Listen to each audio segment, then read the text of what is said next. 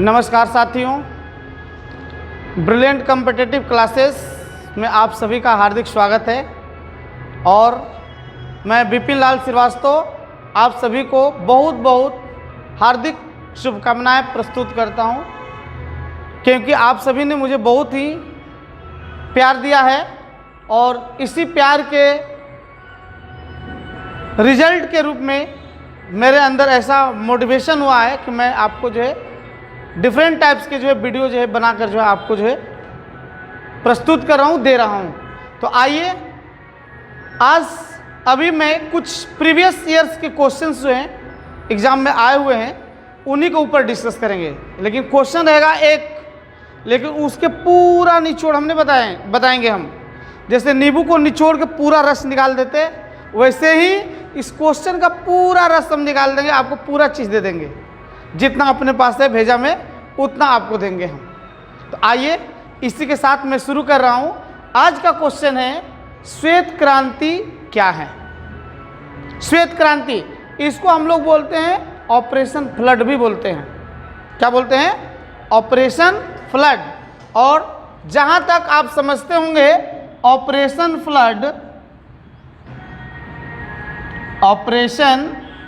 Flood ये किससे संबंधित है? तो याद रखेंगे श्वेत क्रांति, तो याद रखेंगे ये संबंधित है किससे? दूध उत्पादन से संबंधित है। दूध उत्पादन, ध्यान रखिएगा, दूध उत्पादन से संबंधित है। मीन्स जो मवेशी हैं दूध देने वाले, उनके नस्ल में विकास करके उनके नस्ल को जो है और जो है उनका जो है हाइब्रिड तैयार कर करके जो है, या उसके साथ साथ जो है उनके खाने पीने की व्यवस्था को बढ़िया करके जो है चुस्त दुरुस्त करके जो है दूध उत्पादन में बियॉन्ड एक्सपेक्टेशन वृद्धि लाई गई, आशा से अधिक।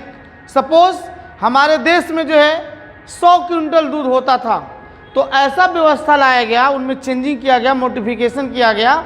अब हमारे देश में 150, 200 क्विंटल, 500 क्विंटल दूध उत्पादन हो रहे हैं।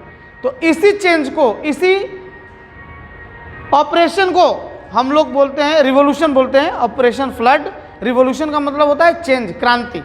तो याद रखेंगे ये जो है ऑपरेशन फ्लड जो है श्वेत क्रांति जो है किससे संबंधित है? दूध के उत्पादन से संबंधित है।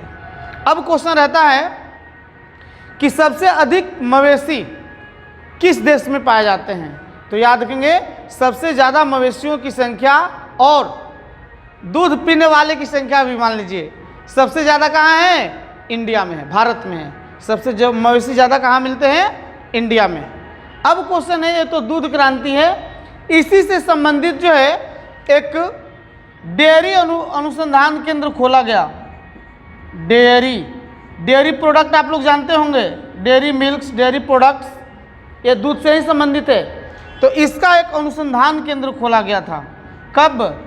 1970 के आसपास। ये डेट देख लीजिएगा, सही ही होगा, ठीक है। तो 1970 में जो है लगभग जो है ये खोला गया था। कहाँ? तो एक हरियाणा में जगह सुने होंगे, करनाल में जो है डेयरी अनुसंधान केंद्र है, दूध से संबंधित अनुसंधान केंद्र है। कहाँ? करनाल। और करनाल कहाँ पड़ता है? तो ध्यान रखेंगे करनाल पड़ता है कहाँ?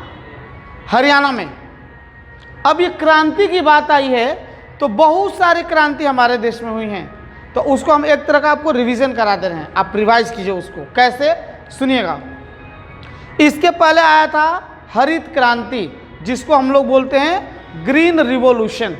हरित क्रांति किससे संबंधित है? तो याद रखेंगे कि अनाज से संबंधित है हरित क्रांति। अब क्वेश्चन पूछता है कि हरित क्रांति का जनक कौन है? हरित क्रांति का जनक कौन है? तो याद रखेंगे ये नॉर्मन बोरलॉग। याद रखेंगे हरित क्रांति का जनक कौन है? Norman Borlaug. वर्ल्ड लेवल की बात है। लेकिन अगर इंडिया में पूछा जाए कि हरित क्रांति का जनक किसको कहा जाता है, तो M.A. स्वामीनाथन। याद रखिएगा। और एक वर्गीज कुरियन का नाम आ रहा था, मेन हमको वो बताना था। श्वेत क्रांति का जनक, तो याद रखेंगे श्वेत क्रांति का जनक बोला जाता है किसको? वर्गीज कुरियन को बोला जाता है। तो हरित क्रांति किससे संबंधित है? अनाज के उत्पादन से। मीन्स बीज के नस्लों में सुधार करके अच्छे क्वालिटी के बीज को सिलेक्ट करके किसानों को जो है बहुत सारी जो सुविधा जो है मुहैया करा करके जो है इरिगेशन का सुविधा देकर जो है अनाज के उत्पादन में आशातीत वृद्धि लाई गई, आशा से ज़्यादा वृद्धि हुई, तो उसको हम लोग बोलते हैं हरित क्रांति। अब क्वेश्चन एक पूछता है कि हरित क्रांति कब हुई थी? तो हरित क्रांति हुई थी लगभग जो है 60 से 70 के दशक में, बोले तो 1960 से 70 के बीच में ये जो है हरित क्रांति हुई थी। क्वेश्चन पूछता है कि हरित क्रांति में सबसे अधिक किस अनाज पे प्रभाव पड़ा था, मतलब सबसे ज़्यादा उत्पादन किस अनाज में हुआ था? तो याद रखेंगे गेहूं के उत्पादन में सबसे अधिक वृद्धि लाई गई थी, सबसे अधिक वृद्धि हुई थी गेहूं के उत्पादन में। लेकिन इसका बैड इफेक्ट रहा, अच्छा नहीं उसका प्रभाव पड़ा किस पे? तो मकई, मक्का सुने हैं, मेज, उसके उत्पादन पे इसका ज़्यादा असर नहीं रहा। किसका? हरित क्रांति का। इसी तरह से और भी क्रांति है, उसको रिवाइज करा देते हैं। एक होता है गोल क्रांति, किससे संबंधित है? आलू उत्पादन से। फिर समझिए कृष्ण क्रांति है, कृष्ण क्रांति पेट्रोलियम पदार्थ आप लोग जानते होंगे, पेट्रोलियम से रिलेटेड पदार्थ जो है उनके उत्पादन से कृष्ण क्रांति। रजत क्रांति, तो रजत मतलब हम बच्चों को याद करने के लिए ऐसे बताएं, रजत मतलब ऐसे तो चांदी होता है, लेकिन रजत मतलब अंडा, याद करने के लिए इस सेंस में। तो रजत क्रांति किससे संबंधित है? अंडा के उत्पादन से संबंधित है। इसके बाद है गुलाबी क्रांति, तो याद रखेंगे गुलाबी क्रांति किससे संबंधित है? तो झींगा मछली। तो भैया मछली की बात आ गई तो हमारी मछली के उत्पादन से संबंधित कौन सी क्रांति है? तो याद रखेंगे नीली क्रांति, ब्लू रिवॉल्यूशन। नीली क्रांति का संबंध किससे है? तो याद रखेंगे मछली के उत्पादन से संबंधित है। फिर है भूरी क्रांति, वो किससे संबंधित है? तो भूरी क्रांति संबंधित है उर्वरक, फर्टिलाइजर। और फर्टिलाइजर के बारे में आप पढ़े होंगे कि fertiliser is an artificial manure और फर्टिलाइजर अलग अलग चीज़ें हैं। तो एक केमिकल है पदार्थ जो मैन मेड है, जो प्लांट को जो है न्यूट्रिएंट्स जो है सप्लाई करने के लिए जो है हम लोग यूज़ करते हैं, किसान लोग यूज़ करते हैं खेतों में। तो ध्यान रखेंगे कि भूरी क्रांति जो है संबंधित है उर्वरक से संबंधित है। उसी तरह से है पीली क्रांति, येलो। तो पीली क्रांति किससे संबंधित है? तो याद रखेंगे दलहनी और तेलहनी पदार्थ जो हैं, फसल जो हैं, उनके उत्पादन से संबंधित है पीली क्रांति। तो बहुत सारी क्रांतियां हैं, तो इतनी जो क्रांति बताए इसको कम से कम आपको रिवाइज करनी है। लगे तो वीडियो को आप रिप्ले करके फिर से जो है आप देख सकते हैं, याद करिए। तो ये थी क्रांति, श्वेत क्रांति के बारे में बताया। अब अगला क्वेश्चन हम देखते हैं कि भारत का जो है अंतिम गवर्नर जनरल कौन थे? सिलेक्टेड क्वेश्चन है, जहाँ तहाँ से एक तरह का आपको हम रिवाइज करा रहे हैं, ध्यान से सुनिएगा। तो याद रखेंगे कि भारत के जो है अंतिम गवर्नर जनरल सभी लोग जानते हैं और आंसर भी सही करके आते हैं, लेकिन ऑप्शन 2 रहता है कंफ्यूजिंग करने के लिए। पहला ऑप्शन रहेगा सी राजगोपालाचारी और दूसरा ऑप्शन रहेगा लॉर्ड माउंटबेटन, बाकी 2 ऑप्शन और भी रहेंगे। तो ध्यान रखिएगा, यहाँ बच्चे अक्सर कंफ्यूज होते हैं। स्वतंत्र भारत के पहला गवर्नर जनरल याद रखिएगा लॉर्ड माउंटबेटन, या भारत का अंतिम गवर्नर जनरल लॉर्ड माउंटबेटन और स्वतंत्र भारत का पहला गवर्नर जनरल, दोनों एक ही आंसर है, लॉर्ड माउंटबेटन। लेकिन एक चीज़ ध्यान रखना है, इस क्वेश्चन में अगर भारतीय वर्ड लगा देगा कि स्वतंत्र भारत के प्रथम भारतीय गवर्नर जनरल कौन है, तब आपको आंसर मारना है सी राजगोपालाचारी। इस क्वेश्चन में अक्सर बच्चे गलती करते हैं, तो ध्यान रखिएगा भारतीय वर्ड लगाएगा तब सी राजगोपालाचारी मारना है, अदरवाइज अंतिम भारतीय गवर्नर जनरल या स्वतंत्र भारत के प्रथम गवर्नर जनरल तो लॉर्ड माउंटबेटन, ऐसा याद करिए। अब नेक्स्ट क्वेश्चन है आपका कि वो कौन सा विटामिन है जो गर्म करने पर नष्ट हो जाता है? वो कौन सा विटामिन है? तो शायद आप जानते होंगे विटामिन सी। और विटामिन सी आया तो हमने बोला था कि नींबू जैसा निचोड़ के आपको पूरा चीज़ बताएंगे। आइए बता रहे हैं, विटामिन सी ध्यान देंगे, विटामिन सी। और आप लोग अभी नींबू का नाम लिए तो नींबू में भी विटामिन सी मिलता है, आप सर्च करके देख सकते हैं। ठीक है, अब विटामिन सी के बारे में आपको बता रहे हैं, विटामिन सी क्या होता है। इस विटामिन सी का केमिकल नाम, रासायनिक नाम क्या होता है? Ascorbic acid. ध्यान रखेंगे, विटामिन सी का केमिकल नाम क्या है? Ascorbic acid. ठीक है, और इसी नाम में छुपा हुआ है क्या चीज? इसकी कमी से होने वाली बीमारी का नाम। ठीक है, इसके डिफिशियंसी से, विटामिन सी की डिफिशियंसी से कौन सी बीमारी होती है? तो याद रखेंगे स्कर्वी। रोग का नाम क्या है? स्कर्वी, स्कर्वी रोग। ठीक है, स्कर्वी रोग किससे संबंधित है? तो विटामिन सी की कमी से होने वाला है। और स्कर्वी रोग का पहचान जनरली क्या है? मसूड़े उसड़े में, ठीक है, ब्लड वगैरह आना, घाव वगैरह जो हो जाता है, कभी कभी डॉक्टर जो है उसको जो है ऑपरेट करता है, कट करता है, तो घाव को भरने में ये विटामिन सी का काम होता है। ध्यान रखिएगा। अब विटामिन सी, इसके सोर्स कौन कौन से हैं? तो याद रखेंगे कि विटामिन सी का सबसे अच्छा सोर्स माना जाता है किसको? आंवला। आंवला को जो है विटामिन सी का सबसे अच्छा सोर्स माना जाता है। इसके बाद है खट्टे रसेदार फल हैं, नींबू है, संतरा है, इन सब में भी विटामिन सी पाया जाता है। और विटामिन का नाम आया है तो बहुत सारे विटामिन को आपका नाम पढ़ना है। इसी में है, सबसे ऊपर से आ जाइए तो विटामिन ए। और विटामिन ए का नाम आप जानते हैं, विटामिन ए का रासायनिक नाम क्या होता है? बोलिए। यस, याद रखेंगे, एक नया नाम हम बोल रहे हैं, शायद आप पढ़े होंगे, एक्सेरोफाइटॉल। अरे सर ये क्या बता रहे हैं? हाँ है, ध्यान रखना। ये हमारे बच्चे गए थे ऑर्डिनेंस फैक्ट्री का एग्जाम देने के लिए कलकत्ता, वहाँ पे क्वेश्चन आया था कि विटामिन ए का रासायनिक नाम क्या है। तो हम लोग तो रट्टा मारे हुए हैं, रेटिनॉल रेटिनॉल रेटिनॉल, लेकिन उसमें रेटिनॉल था ही नहीं। लेकिन हमने उससे पहले पढ़ा दिया था बच्चों को। बच्चे आके हमको बोले कि सर आपने पढ़ा दिया था, इसलिए हम लोग को सही करके आया। तो ध्यान रखेंगे कि विटामिन ए का रासायनिक नाम होता है रेटिनॉल या एक्सेरोफाइटॉल। ये भी याद रखिएगा, एक्सेरोफाइटॉल। इनके बारे में विटामिन का भी एक बार हम आपको वीडियो बना देंगे। फिर आता है विटामिन बी कम्प्लेक्स का, B1, B2, B3, B12 तक आता है। ठीक है, इसी क्रम में जो है एक आता है विटामिन डी। और विटामिन डी को भी आप लोग जानते हैं, विटामिन डी का रासायनिक नाम क्या होता है? कैल्सीफेरॉल। और विटामिन डी की कमी से जो बीमारी होती है उसको क्या बोलते हैं? रिकेट्स। हिंदी में सूखा रोग भी उसको बोलते हैं। और ख़ास करके ये बच्चों में, छोटे बच्चे जो होते हैं उनमें देखने को मिलता है। तो याद रखेंगे कि विटामिन डी की कमी से होने वाली बीमारी का नाम क्या है? तो याद रखेंगे ये सूखा रोग या रिकेट्स।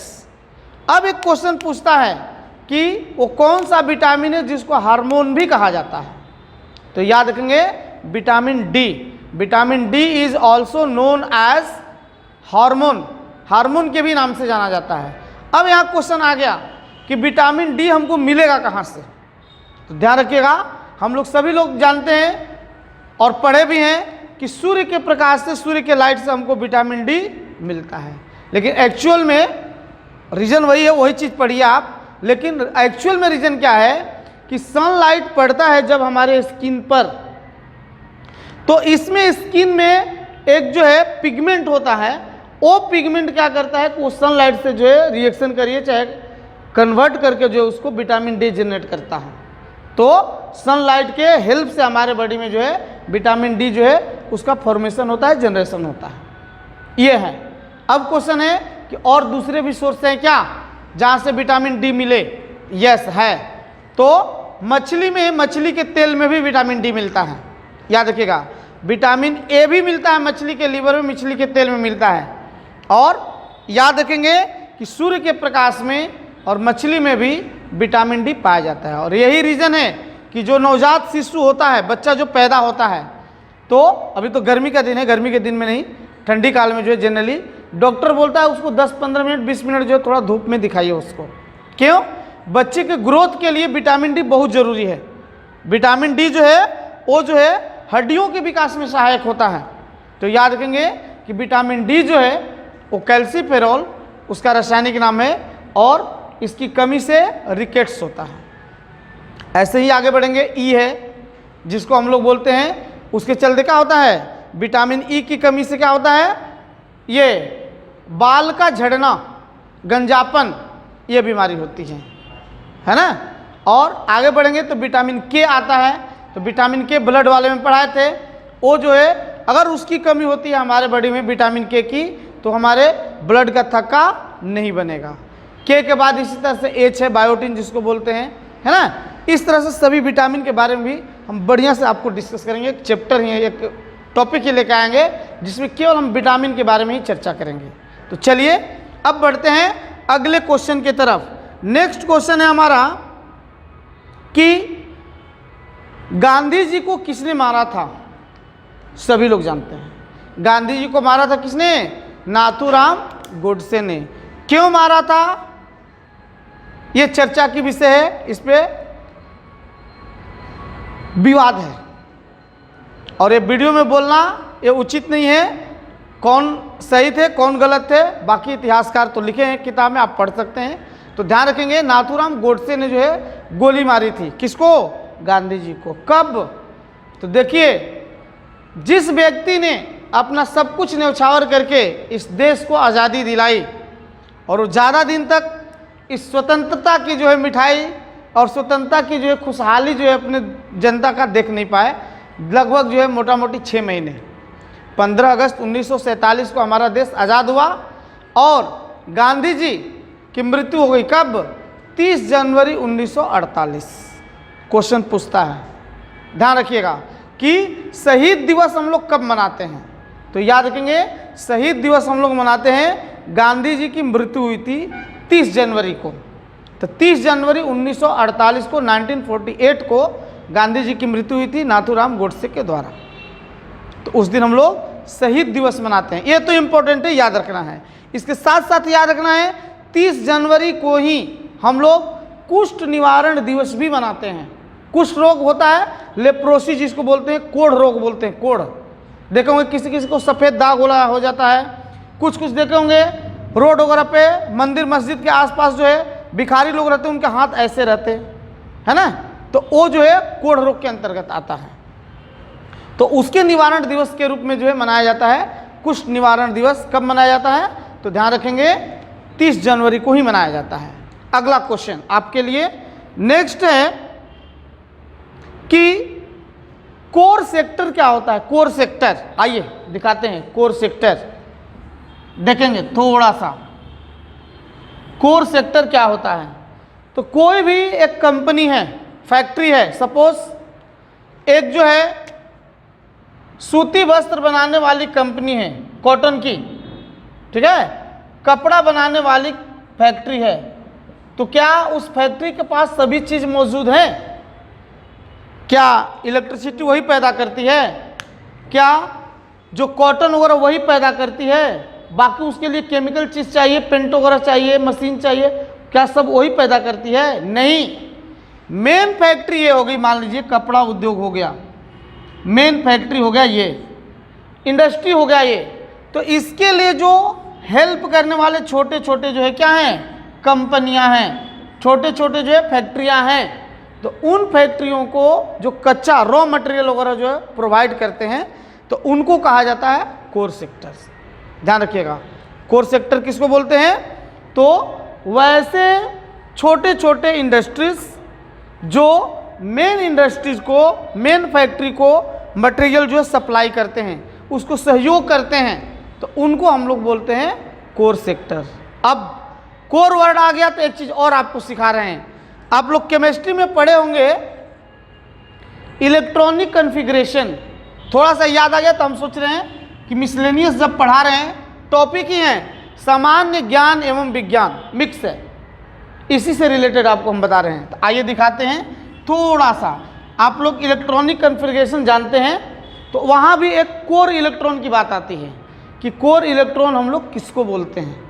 आइए देखते हैं। सोडियम का नाम सभी सुने हैं, Na होता है उसका सिंबल, और सोडियम के भी बारे में जानते हैं हम लोग। इसको रखा जाता है कहाँ, पानी में, तेल में। कहाँ? सरसों तेल में नहीं, याद रखिएगा, इसको रखा जाता है किरोसिन तेल में रखा जाता है, किरोसिन तेल में रखा जाता है। और एक होता है फास्फोरस, श्वेत फास्फोरस का नाम सुने होंगे, सफ़ेद फास्फोरस, वो जो विस्फोटक है, एक्सप्लोसिव है। उसमें जो है उसका ज्वलन ताप कम होने के कारण जैसे ही उसको हम एक्सपोज करेंगे, एयर के कंटेक्ट में आएगा और उसके टेम्परेचर थोड़ा सा भी ज़्यादा अगर टेम्परेचर रहा हमारे एटमॉस्फेयर का, उसमें खुद से आग लग जाएगी, उसमें माचिस जलाने की कोई ज़रूरत नहीं है। तो ध्यान रखेंगे। तो सोडियम की बात हम कर रहे थे, तो सोडियम का लैटिन नाम याद रखिए, क्या होता है? नाइटियम। ऐसे तो सोडियम है, एस होना चाहिए था, नहीं, लैटिन नाम के बेस पे इनका जो है सिंबल लिखा गया है, नाइटियम। और याद रखेंगे इसका एटॉमिक नंबर होता है कितना? 11। जब इसका इलेक्ट्रॉनिक कॉन्फ़िगरेशन करेंगे उसके बारे में भी कभी हम चर्चा करेंगे, बताएंगे पूरे डिटेल में। तो आइए 281 अब देखेंगे, ये है फर्स्ट ऑर्बिट, सेकेंड ऑर्बिट और यह है लास्ट ऑर्बिट।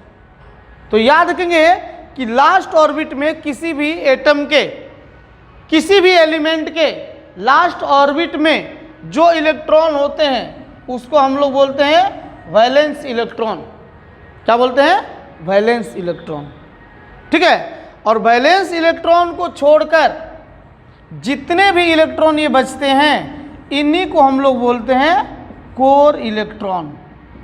तो आजकल एग्ज़ाम जो है तरह तरह के क्वेश्चन पूछे जा रहे हैं, ऐसा नहीं कि कुछ एक्स्ट्रा पूछे जा रहे हैं, नहीं, इसी के अंदर से पूछे जा रहे हैं। आप पढ़े हैं नहीं पढ़े आपके ऊपर डिपेंड करता है। आइए, तो ये तो आप लोग पढ़े ही हैं कि इसका इलेक्ट्रॉनिक कॉन्फ़िगरेशन ऐसे करते हैं, इलेक्ट्रॉनिक विन्यास ऐसे करते हैं, लेकिन इसको बोलते हैं जो आखिरी ऑर्बिट में है उसको बोलते हैं वैलेंस इलेक्ट्रॉन।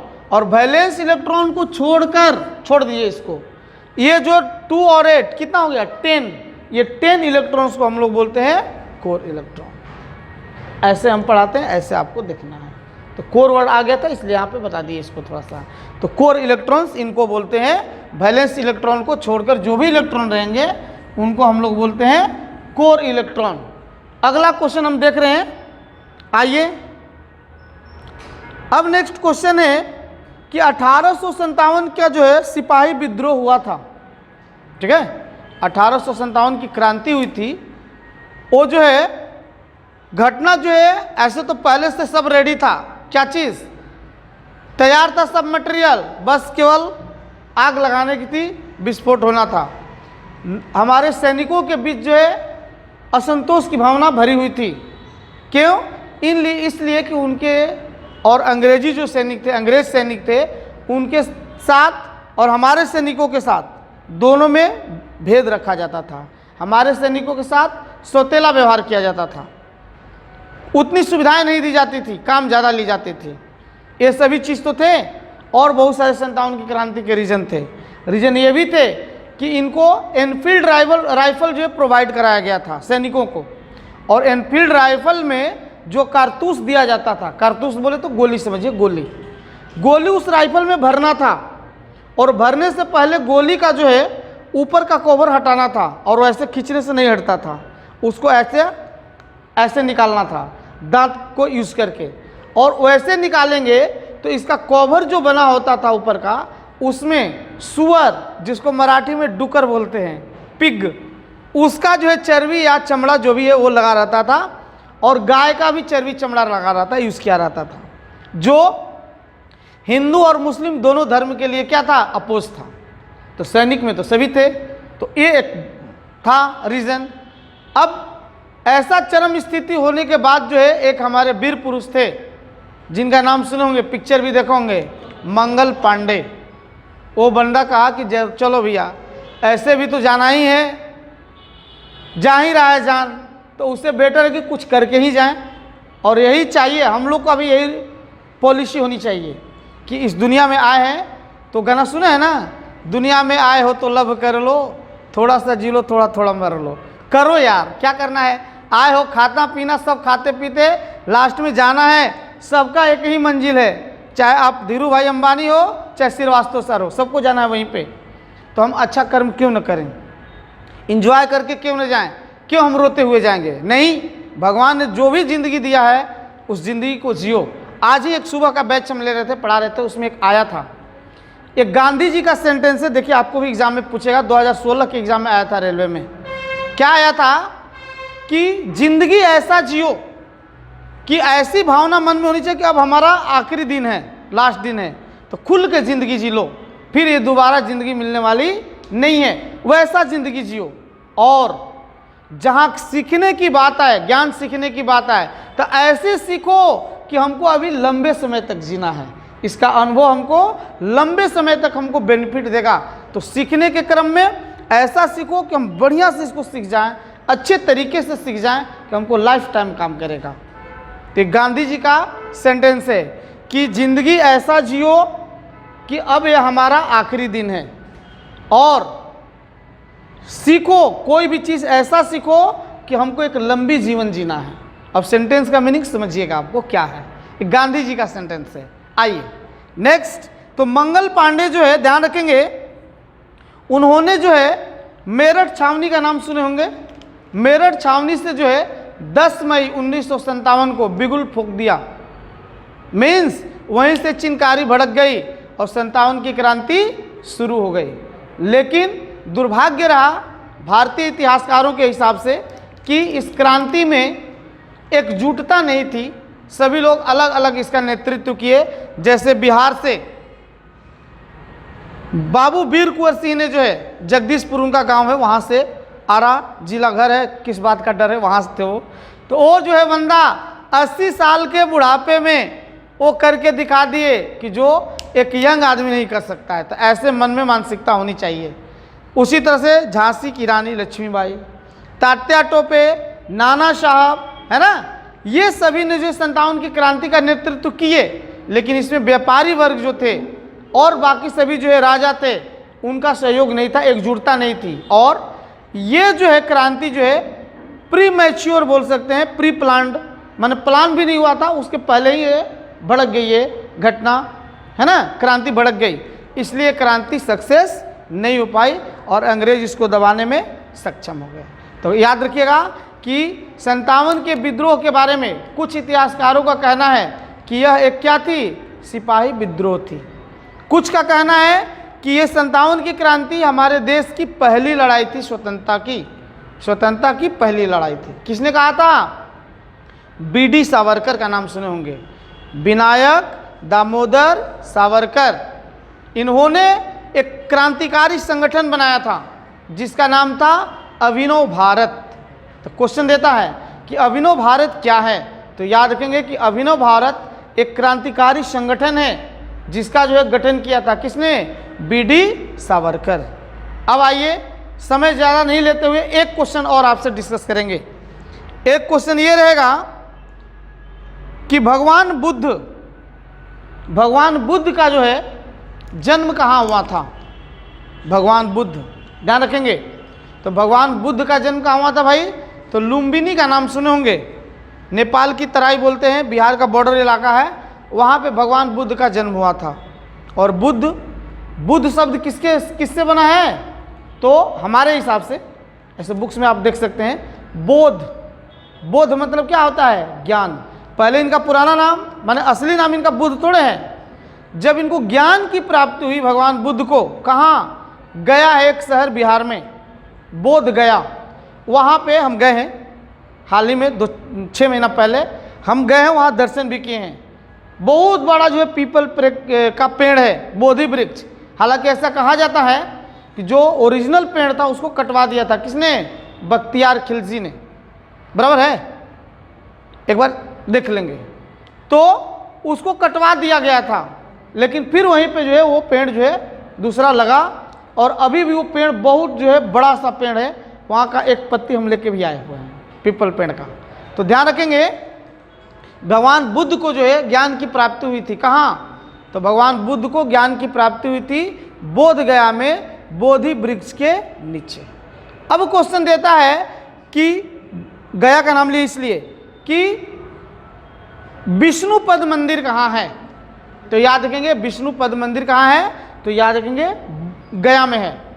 बोध गया, गया बोलिए, गया में है। विष्णुपद मंदिर।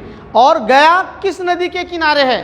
तो याद रखेंगे फल्गु नदी के किनारे है गया। अब ध्यान रखिएगा, भगवान बुद्ध के बारे में बता रहे थे कि उनके जन्म लुम्बिनी में हुई थी, और भगवान बुद्ध की बात आ गई। तो अब क्वेश्चन देता है कि भगवान बुद्ध ने घर का त्याग कब किया था, अपना गृह त्याग कर दिया था? वो तो भाई बड़े राजा महाराजा के घर में पैदा हुए थे, वो भी ऐशो आराम कर सकते थे, लेकिन नहीं, उनको तो करना ही नहीं था। उनको क्या करना था भैया? अपने देश के लिए, अपने दुनिया के लिए कुछ करके दिखाना था। नई चीज़ें उनके लिए चाहिए थी, वो सत्य की खोज के लिए। कब? तो याद रखेंगे 29 ईयर्स के एज में गौतम बुद्ध, मीन्स बचपन का नाम इनका सिद्धार्थ, ये जो है 29 ईयर्स के एज में शादीशुदा थे। इनके पिताजी जबरदस्ती शादी करवा दिए थे।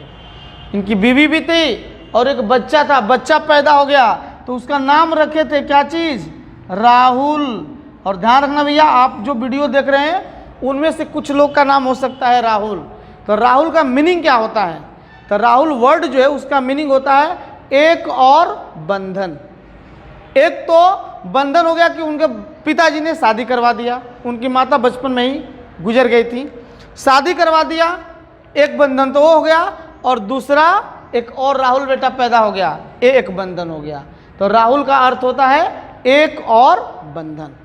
तो इन दोनों को, बीवी और बच्चे को सोए हुए अवस्था में अपने बड़े भाई की आज्ञा लेकर, उनको तो रुकना नहीं था, उनको सत्य की खोज करनी थी। उस सत्य की खोज के लिए निकल गए। कितने साल की अवस्था में? 29 ईयर्स के एज में पूछता है क्वेश्चन कि भगवान बुद्ध ने जो है गृह त्याग किया था कितने वर्ष की अवस्था में। और ये भी ध्यान रखिएगा, क्वेश्चन देता है कि भगवान बुद्ध के गृह त्याग की घटना को क्या कहा जाता है? तो याद रखेंगे महाभिनिष्क्रमण। क्या बोलते हैं? महाभिनिष्क्रमण। ध्यान रखिएगा। तो भगवान बुद्ध 29 ईयर्स के एज में गृह त्याग किए, अब लग गए सत्य की खोज में। तब ये इन्होंने जो है जब ज्ञान की प्राप्ति की, तब इनको जो है बुद्ध कहा गया। किसको? भगवान बुद्ध को। इनके बारे में बहुत सारे अपने पास नॉलेज है, बहुत सारा चीज़ बताने का है, बताएंगे आपको, एक एक टॉपिक लेके आएंगे, धीरे धीरे आपको सब चीज़ सिखाएंगे। चलिए आज इतना ही रखते हैं। इसी के साथ आपको बहुत बहुत धन्यवाद। इसी तरह से देखिए वीडियो को, और केवल देखिए ही नहीं, सब्सक्राइब कीजिए, पूरा वीडियो देखिए, अंत तक देखेंगे तो आपको कुछ न कुछ ऐसे नए नए चीज़ मिल जाएंगे, शायद आप पहले से नहीं जानते हों। जानते होंगे तो अच्छी बात है, रिवीजन हो जाएगा। Thank you. इसी तरह देखते रहिए।